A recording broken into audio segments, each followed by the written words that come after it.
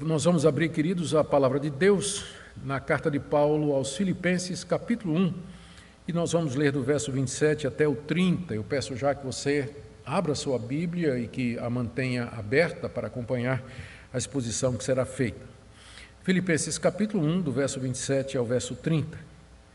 Acima de tudo, vivam de modo digno do Evangelho de Cristo, para que, ou indo até aí para vê-los, ou estando ausente, eu ouça a respeito de vocês que estão firmes em um só espírito, como uma só alma, lutando juntos pela fé do Evangelho, que em nada se sentem intimidados pelos adversários, pois o que para eles é prova evidente de perdição, para vocês é sinal de salvação, e isso da parte de Deus.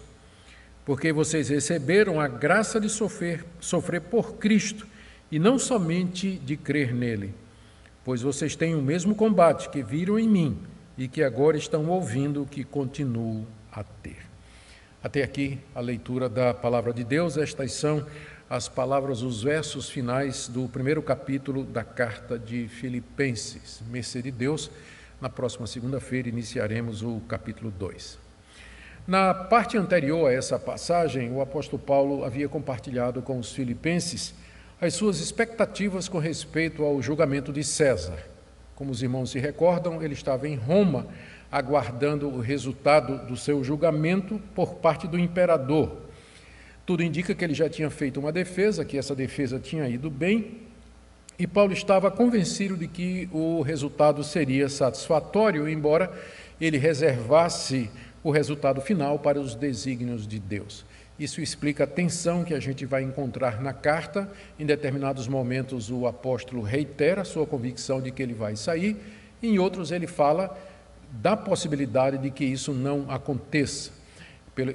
Isso decorre do fato de que nós estamos persuadidos, estamos convencidos daquilo que entendemos que as circunstâncias apontam, mas a gente sabe que Deus está no governo de todas as coisas e que a resposta final é dele.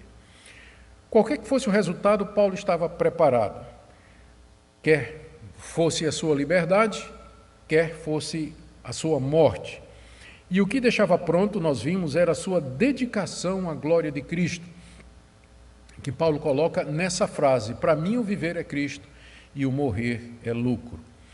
Depois, então, de falar das suas expectativas com relação ao futuro, ele encoraja os filipenses a permanecerem firmes diante das adversidades que, por sua vez, eles estavam enfrentando como crentes em Cristo ali na cidade. Nós veremos, então, hoje a exortação do apóstolo para que eles vivam de maneira digna do Evangelho de Cristo e as 3 maneiras pelas quais eles deveriam obedecer na prática. Então, mantenha a sua Bíblia aberta aí, capítulo 1, do verso 27 a 30 da carta de Paulo aos Filipenses. Em primeiro lugar, então, a exortação de Paulo, que está aí no verso 27, para que eles vivam de maneira digna do Evangelho. Paulo diz aqui que ele quer que isso aconteça acima de tudo, é assim que se inicia o versículo, ou seja, que isso era o mais importante, que isso acontecesse não importa as circunstâncias, qualquer que fossem as adversidades, acima de tudo mais, eles deveriam viver de maneira digna do Evangelho. A palavra viver que Paulo usa aqui no verso 27, vivam de modo digno do Evangelho, é uma palavra rara no Novo Testamento. E ela vem da palavra polis, que é a palavra para cidade, e de onde vem a nossa palavra política. E ela descreve a conduta dos cidadãos de uma cidade. O que Paulo está dizendo aqui é que vocês se comportem como cidadãos. Em Filipos, a cidadania romana era muito valorizada. Vocês se recordam que Paulo apelou para o fato de ser cidadão romano quando ele primeiro esteve em Filipos. Agora, Paulo lembra aos cristãos daquela cidade, ele lembra que eles eram cidadãos da pátria celestial e que eles se tornaram membros da cidade espiritual, da Jerusalém espiritual, mediante o Evangelho de Cristo Jesus. E, portanto, eles deveriam viver de maneira digna dessa cidadania. É isso que a expressão significa. vivam de modo digno do Evangelho de Cristo, comportem-se como cidadãos do reino dos céus. E havia 3 maneiras pelas quais eles poderiam fazer isso na prática. A primeira, eles deveriam se unir contra os adversários do Evangelho. Está aí no final do verso 27, para que, ou indo até aí para vê-los, ou estando ausente, eu ouça a respeito de vocês, que estão firmes em um só espírito, como uma só alma, lutando juntos pela fé do Evangelho. Provavelmente Epafrodito, que tinha trazido notícias da igreja de Filipos, juntamente com uma oferta para ajudar o apóstolo Paulo, havia informado o apóstolo Paulo que havia polêmicas e desavenças na liderança da igreja de Filipos. Aparentemente, esses pastores ou presbíteros, líderes da igreja, não estavam se entendendo, estavam disputando, aparentemente, por espaço e por poder. E outras questões similares que estavam minando a unidade da igreja e enfraquecendo o seu testemunho. Paulo vai tratar dessas divisões logo em seguida, é o que vem logo adiante aí, capítulo 2, a partir do verso 1, Paulo vai tratar da unidade da igreja. O que Paulo está dizendo aqui é que eles deveriam deixar as diferenças que havia entre eles e unir-se contra os verdadeiros adversários da igreja. E ele usa expressões como, estejam firmes num só espírito, ou como uma só alma. Essas expressões, elas significam simplesmente que vocês tenham o mesmo ânimo, que vocês pensem concordemente e que vocês lutem juntos pela fé do Evangelho.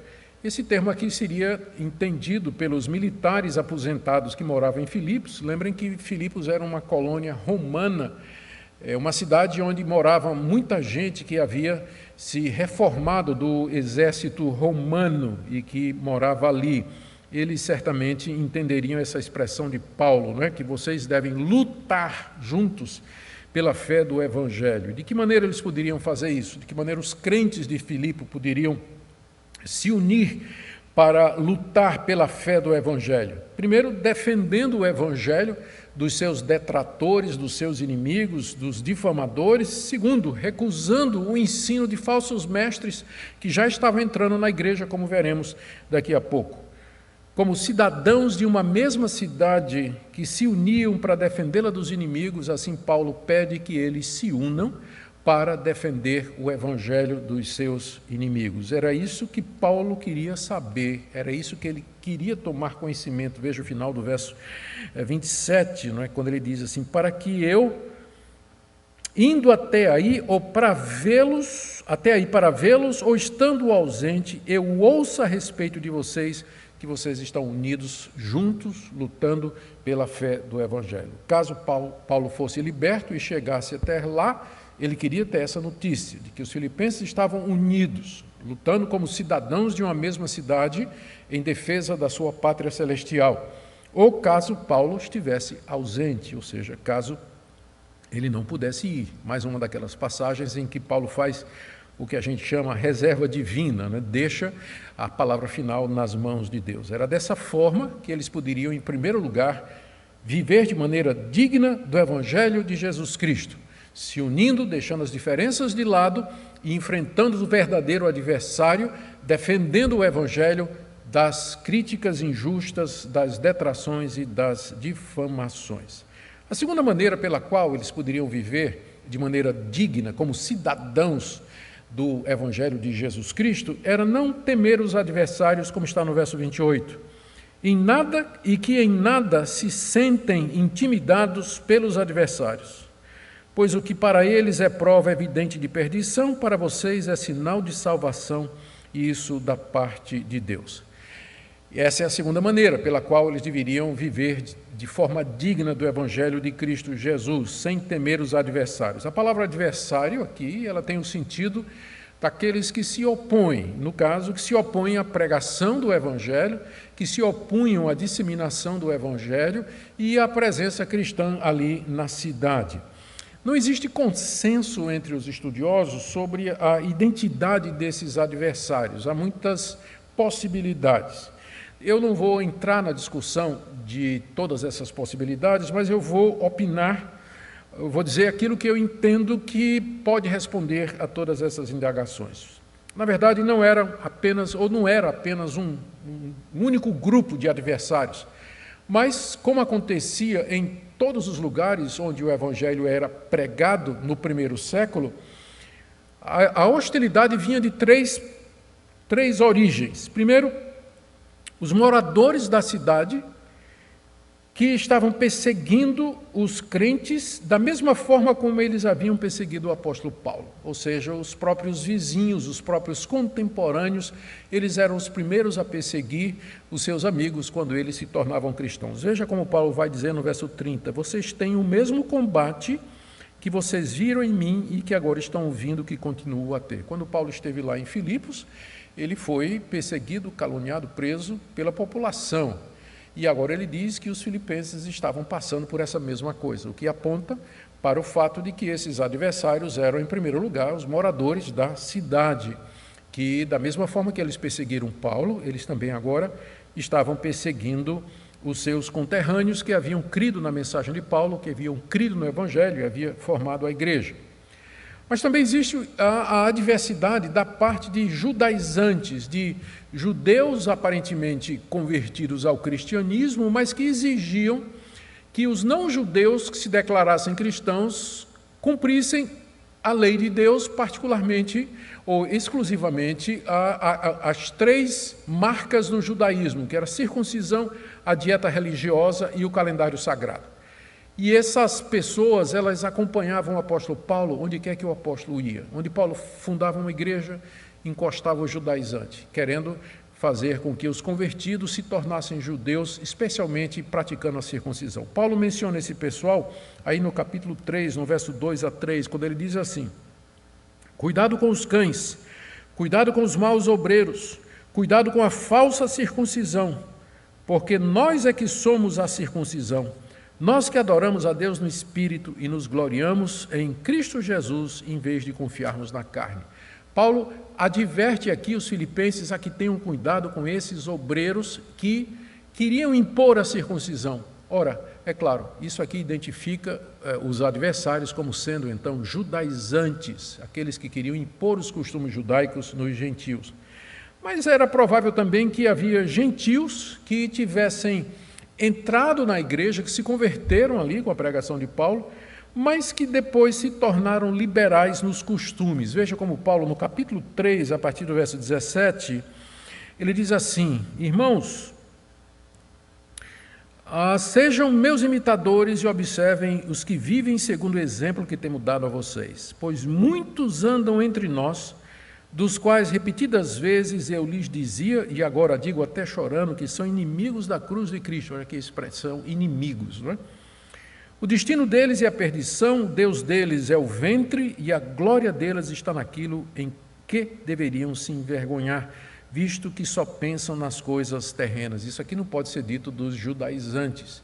Provavelmente, então, é de libertinos, gente que a princípio havia abraçado o cristianismo, mas depois, como muitos outros, deram uma interpretação errada da doutrina da salvação pela graça e pensavam que podiam viver de qualquer maneira. Estavam querendo e estavam causando confusão, trazendo dissensão dentro da igreja.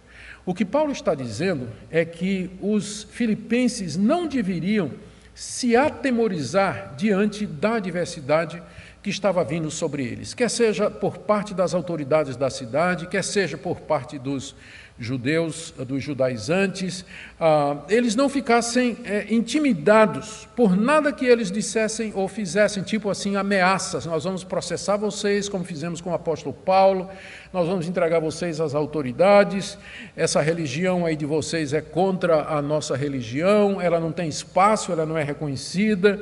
E também vinham os judaizantes com aqueles argumentos, às vezes, bastante persuasivos a respeito da necessidade de guardar a lei de Moisés. Paulo diz aqui: eu quero ouvir que vocês em nada se sentem intimidados pelos adversários. Estes são os adversários. E Paulo diz para eles: não fiquem intimidados, não se assustem. Essa expressão aqui que Paulo usa, não fiquem com medo ou intimidados, ela é usada para descrever aquele susto que os animais têm como, por exemplo, cavalos que ficam assustados com alguma coisa e reagem de maneira brusca, não é? Então, é essa reação que Paulo está querendo que eles não tenham, não fiquem assustados assim de repente com o crescimento, a escalada da adversidade e da hostilidade contra vocês aí na cidade de Filipos. E aí ele diz alguma coisa muito interessante no final do verso 28. Porque o que para eles é prova evidente de perdição, para vocês é sinal de salvação, e isso da parte de Deus. Não é uma passagem muito fácil de interpretar, mas ela quer dizer o seguinte: que a coragem dos filipenses diante dos adversários seria uma demonstração pública de que eles realmente eram salvos. Se eles ficassem com medo desses adversários e recuassem, isso seria um indício, uma prova evidente de que os seus adversários sabiam que os filipenses estariam perdidos, isso é, derrotados. Mas a firmeza deles face aos inimigos, aos adversários, era evidência de que Deus estava com eles, porque somente Deus poderia dar a eles tamanha coragem de enfrentar tamanha oposição, e que eram os adversários que estavam caminhando para a perdição. Então é assim que a gente explica aí o final do verso 28, o que para eles é prova evidente de perdição, que seria o recuar, não é? Se eles tivessem recuado, na verdade, a firmeza de vocês é sinal de salvação, de que Deus está com vocês. E isso da parte de Deus, isso não vem do homem, mas vem de Deus. Por todos esses argumentos, o apóstolo Paulo diz: não fiquem intimidados diante dos adversários. Recapitulando, Paulo diz: comportem-se como cidadãos do reino de Deus, vivam de maneira digna do evangelho de Cristo. E vocês devem fazer isso, em primeiro lugar, se unindo para enfrentar os adversários, os verdadeiros adversários da igreja. Segundo, corajosamente, sem ter medo das ameaças deles, que é o que nós acabamos de ver. E agora, em terceiro lugar, vendo os sofrimentos por Cristo como graça. Versos 29 e 30. Vocês receberam a graça de sofrer por Cristo, e não somente de crer nele, pois vocês têm o mesmo combate que viram em mim e que agora estão ouvindo que continuo a ter. Paulo está aqui dizendo aos filipenses que eles deveriam enxergar os sofrimentos por Cristo ali na cidade como sendo um alto privilégio dado por Deus. Note que não é qualquer sofrimento. Paulo não se refere aqui a qualquer sofrimento, é o sofrimento que é decorrente da firmeza em Cristo Jesus, deles viverem como cidadãos do reino dos céus, seguindo a ética, os costumes, a lei da pátria celestial, como todo cidadão deve fazer, cumprir a lei do seu país. Assim, eles eram membros da pátria celestial, eram cidadãos do reino dos céus, deveriam viver daquela maneira. Aquilo haveria de despertar oposição e perseguição. E eles deveriam ver isso como um privilégio que Deus tinha dado para eles. Agora veja como é que Paulo diz isso. Ele diz que foi dado com relação a Cristo, foram dados dois privilégios com relação aos filipenses. Primeiro, de crer em Cristo. Final do verso 29. Vocês receberam a graça de sofrer por Cristo e não somente de crer nele. A graça de crer em Cristo havia sido concedida aos filipenses. E essa passagem é muito importante para reforçar o que a gente sempre diz, que fé é um dom de Deus, que crer em Jesus Cristo é obra da graça de Deus, não é alguma coisa que você consegue produzir, não é alguma coisa que uma pessoa incrédula, de repente, ela pode ter. Se Deus não vier e não conceder a graça de crer, a fé em Cristo Jesus, a pessoa nunca vai crer por ela mesma, ela sempre vai rejeitar o Evangelho. É isso que Paulo está dizendo aqui, que Deus deu a eles a graça de crer. A gente pensa, por exemplo, como está lá no livro de Atos, em Lídia, quando Paulo chegou na cidade de Filipos e procurou um local à beira do rio para poder pregar o Evangelho, encontrou uma reunião de oração de mulheres, já influenciadas pelo judaísmo, e o texto lá do livro de Atos diz que enquanto Paulo pregava, Deus abriu o coração de Lídia, Deus concedeu a graça, essa graça a Lídia, que ela cresce no Evangelho pregado pelo apóstolo Paulo. Foi a mesma coisa com o carcereiro romano, naquela noite extraordinária na prisão, quando Deus lhe concedeu a graça para que ele cresce no Cristo, que ele ouviu Paulo e Silas pregando, cantando e louvando, enquanto estavam ali nas algemas. Mesmo quando muitos rejeitaram lá em Filipos o Evangelho de Cristo, como os donos daquela moça que era escrava e que tinha um espírito de adivinhação e que denunciaram o apóstolo Paulo, ainda assim Deus deu graça para que muitos filipenses viessem a crer em Cristo Jesus. Essa graça e esse privilégio não foram dados a todos os moradores de Filipos, senão a nossa passagem não faz sentido, não é verdade? Veja como Paulo diz, vocês têm que lembrar que, com relação a Cristo, Deus lhes deu 2 privilégios. O primeiro foi crer nele. A graça de crer que Deus dá soberanamente a quem Ele quer. A quem Ele quer. Mas havia uma segunda graça que havia sido concedida com relação a Cristo. E Paulo diz que é a graça de sofrer por Ele. Vocês receberam a graça de sofrer por Cristo e não somente a graça de sofrer por Ele. Sofrer por Cristo, Paulo diz, é privilégio e graça, porque demonstra a nossa participação no sofrimento de Cristo, que por sua vez reflete a nossa participação na glória de Cristo. Se nós sofremos com Cristo aqui, nós também reinaremos com Ele, diz o apóstolo Paulo em sua literatura, nas suas cartas. Por isso que sofrer por Cristo é um privilégio. Mais uma vez, lembre, não é qualquer sofrimento que é graça, não é qualquer sofrimento que é privilégio que Deus nos concede. Tem muitos cristãos que sofrem porque têm a língua grande, são invejosos, são desonestos, praticam imoralidade, são arrogantes e são então retaliados. Eles recebem oposição, eles recebem castigo por conta disso. E aí eles se vitimizam, eles vão para as redes sociais reclamar que estão sendo perseguidos, quando na verdade eles cometeram erros, eles fizeram coisas que não deviam fazer. Aqui Paulo está se referindo a sermos perseguidos por amor de Cristo. Simplesmente pelo fato de sermos cristãos, professarmos publicamente a nossa fé.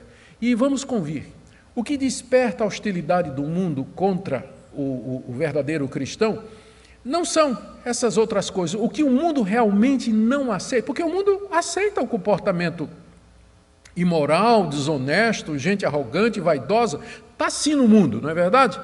Mas o que o mundo não tolera é a palavra da cruz, a exclusividade do Evangelho, dizermos que somente Cristo salva, dizermos que Ele é o Filho de Deus, dizermos que nós somos todos pecadores indignos e que só merecemos a ira de Deus, e que só através do que Cristo fez na cruz, pelo seu sangue precioso, é que há salvação. Isso o mundo não tolera, e o mundo vai achar todo tipo de forma aberta ou velada de perseguir aqueles que afirmam isso. E quando isso acontecer, cumpre-se as palavras de Jesus: bem-aventurados sois quando vos perseguirem por minha causa. Então, nesse sentido, sofrer por Cristo é um privilégio. E esse sofrimento pelo qual os filipenses estavam passando, não era nada que Paulo mesmo já não tivesse passado, que é o que ele diz aqui no verso 30. Pois vocês têm o mesmo combate que viram em mim e que agora estão ouvindo que continuo a ter. O combate aqui é uma palavra frequentemente usada por Paulo nas suas cartas para se referir aos seus esforços dedicados em pregar o Evangelho e ao enfrentamento da oposição dos adversários. A ideia de combate aqui. E os filipenses eram testemunhas do combate de Paulo pelo Evangelho. Eles eram testemunhas do sofrimento de Paulo. Eles sabiam que quando Paulo esteve em Filipos, Paulo foi difamado, caluniado, agredido, despido, açoitado, lançado em um calabouço e teve seus pés presos num tronco. Paulo já tinha passado por isso, por amor a Cristo Jesus. E agora, isso os filipenses viram, e eles também tinham ouvido, como Paulo diz aqui no verso 30, vocês estão ouvindo que eu continuo a ter isso. Eles tinham ouvido o que estava acontecendo com Paulo em Roma. Lembra que Paulo escreve essa carta prisioneiro lá em Roma, por causa do Evangelho. Também falsamente denunciado pelos judeus, preso já fazia mais de 2 anos e estava ali aguardando finalmente a sua sentença. Portanto, à luz de tudo isso, os filipenses não deveriam se deixar intimidar pelos adversários. Sofrer era privilégio e eles tinham o exemplo de Paulo ali, que tudo suportou sem reclamar ou desanimar. Em resumo, o que é que Paulo está dizendo aqui nessa passagem que nós acabamos de ler, capítulo 1, de 27 a 30? O resumo é esse. Ele diz: vivam de maneira digna do Evangelho, como cidadãos da pátria celestial, se unindo em defesa do Evangelho, com coragem, sem ficar com medo dos adversários, e estando prontos a sofrer, vendo esse sofrimento por Cristo como uma graça e como um privilégio, exatamente como foi a graça de vocês crerem em Cristo Jesus. Aqui é muito importante você notar que, se você quer a graça de crer em Cristo Jesus, você tem que estar preparado para receber a graça de sofrer por Ele também. É um pacote só.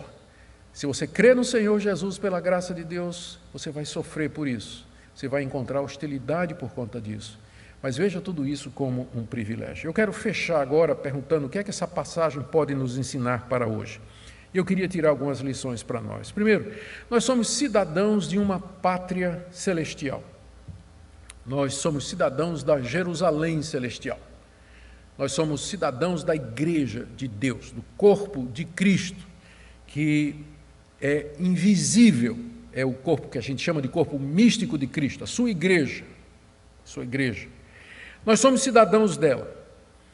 E como tais, nós temos que ter uma conduta correspondente, uma conduta que reflita os valores desse reino, que reflita os valores da igreja. Nós somos também cidadãos brasileiros e nós temos também as nossas obrigações. Mas nós não podemos deixar que a cidadania brasileira sobrepuje a nossa cidadania celestial. Nossa lealdade maior é a Deus. Pode chegar um momento em que nós vamos ter um conflito de cidadanias, onde os valores que nós cremos e professamos como cidadãos do reino de Deus estão sendo questionados, estão sendo abordados, estão sendo ameaçados pela cidadania terrena a qual nós pertencemos aqui. E é esse o momento em que nós teremos de tomar uma posição a favor da cidadania celestial, porque importa antes obedecer a Deus do que obedecer os homens. Por outro lado, tem muitos que se dizem cristãos, cidadãos do reino dos céus, e que lutam pelo Brasil, mas o fazem de uma forma indigna dos céus. É triste ver na internet, nas redes sociais, pessoas que se declaram cristãs tentando lutar pelo Brasil da maneira como eles entendem, mas usando recursos indignos da cidadania do reino dos céus. Xingamentos, baixaria, deboche. E é mais uma maneira em que essas duas cidadanias conflitam. Se nós vamos defender o reino dos céus, devemos fazê-lo como cidadãos brasileiros, usando a ética cristã, usando dos recursos corretos e não simplesmente agindo como incrédulos, como pessoas que não conhecem a Deus e que não têm temor nenhum de Deus, conforme a gente vê tantas publicações nas redes sociais. Uma outra aplicação que eu queria fazer faz parte do nosso testemunho como cidadãos da pátria celestial, nos unir com nossos irmãos contra os verdadeiros adversários da igreja. Existem diferenças entre os crentes em Cristo, mas elas são pequenas diante das ameaças que nós enfrentamos como crentes no presente momento. Por exemplo, a secularização da sociedade. A nossa sociedade ocidental, ela vai cada vez mais se tornando secularizada, ou seja, ela deixa de ser religiosa, ela deixa de ser cristã, ela pouco espaço reserva, cada vez menos, para o cristianismo se manifestar na arena pública. Nós temos outro adversário que é a subversão dos valores familiares. aquilo que a palavra de Deus ensina e que vem sendo reafirmado pelo cristianismo há tanto tempo, a respeito de sexo, a respeito de gênero, a respeito de família, isso vem sendo erodido rapidamente. Nós assistimos também à derrocada rápida das verdades bíblicas sobre moralidade, sobre verdades absolutas. Isso tudo está sendo levado embora e a hostilidade é cada vez maior contra o cristianismo. E aquilo que era velado, que a gente chama ou chamava, né, de uma perseguição simbólica, ela passa a ter contornos definidos, contornos públicos e claros. Então, estes são os verdadeiros adversários da igreja cristã hoje. E isso deveria nos despertar a um chamado à unidade com os verdadeiros cristãos, deixar de lado diferenças pequenas e juntos, como cidadãos da mesma pátria, defendermos o evangelho desses ataques. Terceira coisa que nós aprendemos aqui é que nós precisamos de coragem. O momento chama para que nós tenhamos coragem diante da oposição, sem temer e sem nos assustar, como um cavalo que leva um susto quando de repente está trotando e de repente parece que vê uma cobra, ele tem um susto. É isso que o texto aqui está dizendo. Precisamos de coragem nesse momento, porque pode chegar a hora em que nós vamos ser chamados a defender a nossa fé e pagar com a nossa liberdade, com a nossa reputação, a fé que nós professamos. Lembremos o lema do apóstolo Paulo: viver é Cristo e o morrer é ganho. Quarta lição, nós devemos ver os sofrimentos de Cristo como um alto privilégio, como uma graça. E em vez de temer, em vez de recear o momento em que nós vamos ser hostilizados ou que vamos de alguma forma sofrer algum tipo de retaliação, inclusive por parte das autoridades, nós devemos ver tudo isso como um alto privilégio. E por último, crer em Cristo é graça, é algo dado por Ele, não procede de nós. Por isso, sempre a glória final será de Deus, porque salvação do começo ao fim é obra dEle. Que Deus nos conceda essa graça de ficarmos firmes, de vivermos como cidadãos do reino de Deus, sem temer os adversários, unidos em defesa do Evangelho e prontos para ver qualquer sofrimento decorrente da fé em Cristo Jesus como sendo uma graça e um privilégio, exatamente como a graça e o privilégio de crer nos foi dado por Deus. Oremos.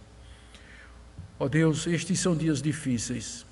Nós pedimos a Tua misericórdia para que nos portemos varonilmente, que tomemos a postura correta no meio de tanta confusão.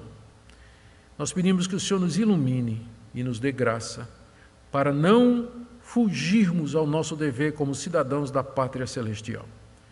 Abençoa os líderes da igreja evangélica no Brasil, dando a eles discernimento, coragem para avaliar os tempos e as estações para saber o que fazer. Nós oramos pelas autoridades do país, ainda que algumas delas já começam a se mover numa direção mais evidente de hostilidade contra os cristãos.